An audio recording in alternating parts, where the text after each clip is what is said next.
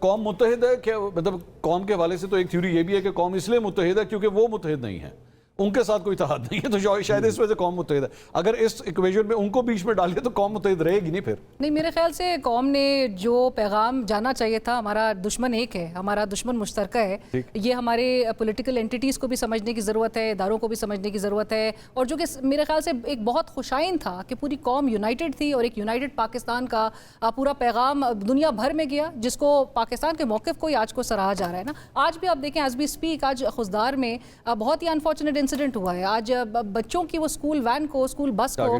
وہ ٹارگٹ کیا گیا ہے. ٹارگٹ آپ سویلینز کو ہوتے ہوئے دیکھ رہے ہیں, آپ یہاں پہ معصوم بچوں کو جن کے ہاتھ میں کتابیں ہیں, جن کے ہاتھ میں قلم ہے. یہ دہشت گردی ہے, اور یہ پراکسی وارز جو ایک ہاسٹائل پراکسی جو ٹیکٹکس ہیں یہ بھارت اپنا رہا ہے, اور یہی کچھ ہمیں اب یہ تھریٹس جو ہے وہ نظر آ رہے ہیں, اور یہ ایسکیلیٹ کرتے ہوئے ہمیں نظر آ رہی ہیں کہ ٹینشنز. ہم جہاں پر بات کرتے ہیں بھارت کے ساتھ ہم نے ہمیشہ سے ایڈوکیسی کی ہے ڈائیلاگ کے حوالے سے, لیکن یہ تو ابھی کلیئرلی نظر آ رہا ہے کہ بھارت ریفیوز کر رہا ہے آپ کے ساتھ انگیج کرنے کے لیے کسی بھی فرنٹ پہ. کوئی نیوٹرل وینیو نہیں ہوگا, کیونکہ اس قسم کی اگر کارروائیاں جاری رہیں گی, Pakistan would also not be willing to sit with India, کیونکہ آپ کو پتہ ہے آپ کے پاس سارے ایویڈنسز, سارے شواہد آپ کے پاس موجود ہیں. آج بھی آپ کہہ رہے ہیں کہ یہ انڈیا کی ہی پراکسیز کو وہ استعمال کر رہی ہے, وہ امیر علی میں چاہے وہ ڈرون اٹیکس ہو, وہ تمام ہتھیار جو ہے وہ پرووائڈ کر رہی ہے. میں ایک بات ذرا اپنے ناظرین کو صرف یہاں پہ ایک اور چیز اپڈیٹ کر دوں کہ ناظرین, جب یہ واقعہ پیش آیا ہے بلوچستان کے اندر, رائٹ دیر اینڈ دین سب سے بڑا پروف اس بات کا ہے کہ رائٹ دیر اینڈ دین جو بلوچ انسرجنٹس ہیں ان کو انڈیا کے چینلز کے اوپر جو ہے وہ لائیو لے لیا گیا,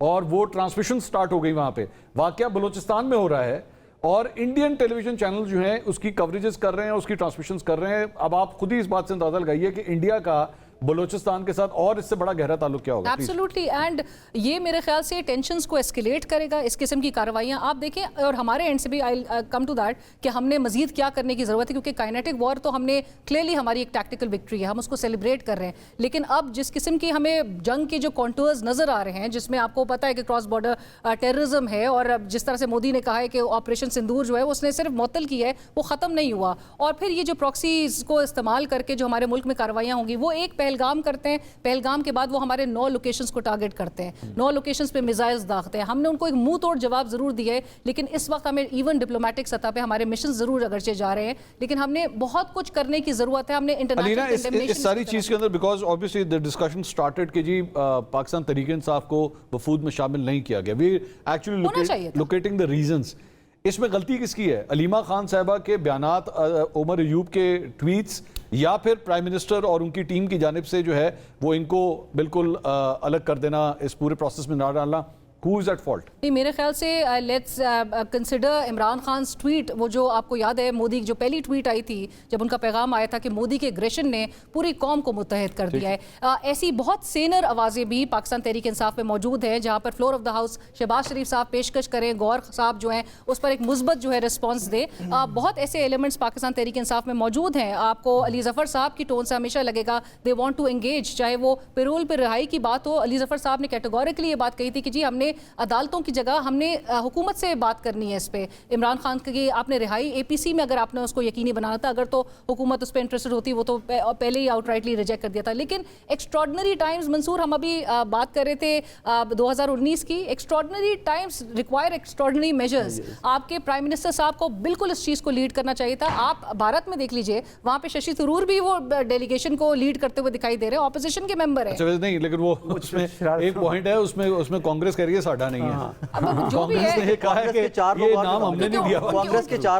لیکن ان کی جو بھی ہے وہ ہے تو وہ اپوزیشن کے ہی طرف سے. لیکن آپ نے تمام اپنے آل پارٹیز, وہ جس طرح خان صاحب کے دور میں وزیر قانون تھے نا یہاں پہ فروغ نسیم صاحب, ایم کیو ایم والے کہتے تھے ساڈا نہیں ہے. آئی تھنک ہمارے سب کو اس وقت ایک یکجا ہو کے, ابھی بھی اگر آپ پاکستان تحریک انصاف اور عمران خان صاحب کا جو حالیہ میسج جو آیا ہے, ٹویٹ بھی ہوا ہے, اس میں بھی نون لیگ کو تو وہ ان کی ایک پوزیشن مینٹینڈ ہے, نون لیگ کو تو وہ ریلیونٹ ہی نہیں سمجھتے. انہوں نے ڈائریکٹ جو لائن کھولی ہے وہ یہی تو میرا پوائنٹ ہے کہ خان صاحب بے شک ریلیونٹ نہیں سمجھتے, لیکن پوسٹ وار جو کچھ بھی ہوا ہے, کیا نون لیگ کی یا موجودہ حکومت کی ریلیونسی, وہ اتحاد, یہ اور زیادہ نہیں ہو گیا پہلے سے؟